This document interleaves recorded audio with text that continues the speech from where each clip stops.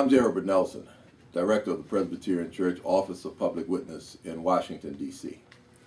I come to you just a few days before Palm Sunday to remind us of the perilous time that Jesus was about to encounter in the days ahead. We remember them during this season of the year. For on Sunday, he is going to walk through a Jerusalem parade, palm branches thrown before him as he rides on a donkey into Jerusalem. The shouts of the crowd, Hosanna in the highest, blessed is he who is in the name of the Lord. Hosanna in the highest. What a powerful scene of victory, of praise, of rejoicing. But suddenly on Monday, this scene of rejoicing will turn into what we know as Holy Week, a week in which Jesus begins by walking into the temple, the Fortune 500 company of his day, and turning over the tables of the money changers and declaring that there is a new freedom from the kinds of restraints of institutions that is needed in the society in which he is living. I come to you today in a sense raising that same claim as we see a House-passed bill that stands to really burden and cripple not just the United States of America, but the global community.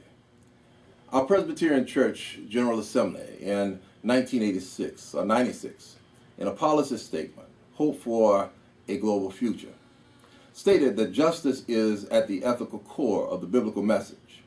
Justice demands that we focus especially on meeting the needs of the poor and oppressed, both domestically and globally.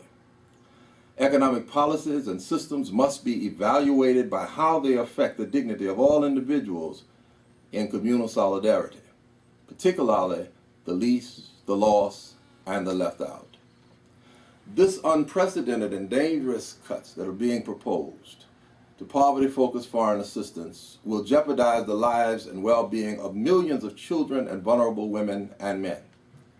And they will harm American long-term interests by reducing support for programs that promote a more secure and stable world.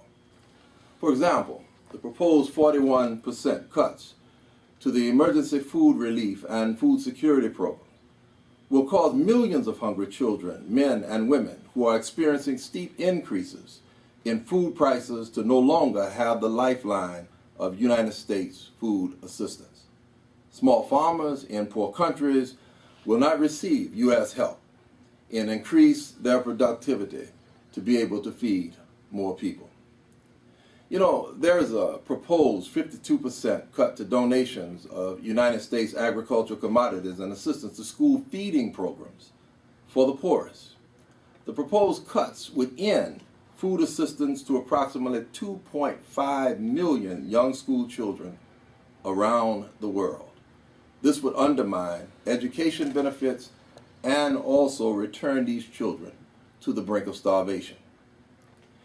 We must begin to look critically at this budget, recognizing that less than 1% of our budget goes toward foreign assistance.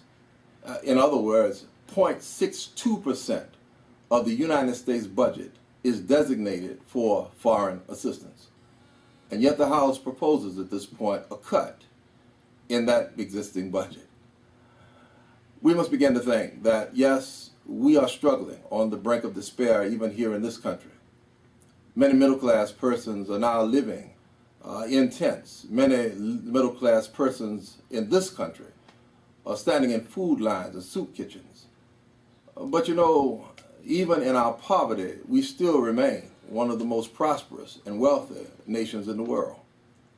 And what does it mean through our biblical mandate and our faith experience and the teachings of Jesus to give to the poor? Not so much for them to become dependent upon us, but giving to the poor so that they may be able to help themselves.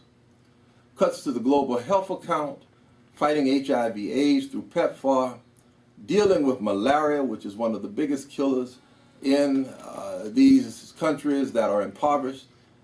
You know, these are common opportunities for us to find healing. But yet for those countries, they linger and languish in despair, having no real cure, unless we, who have been blessed beyond measure, take the opportunity to give and take the opportunity to care about our neighbors.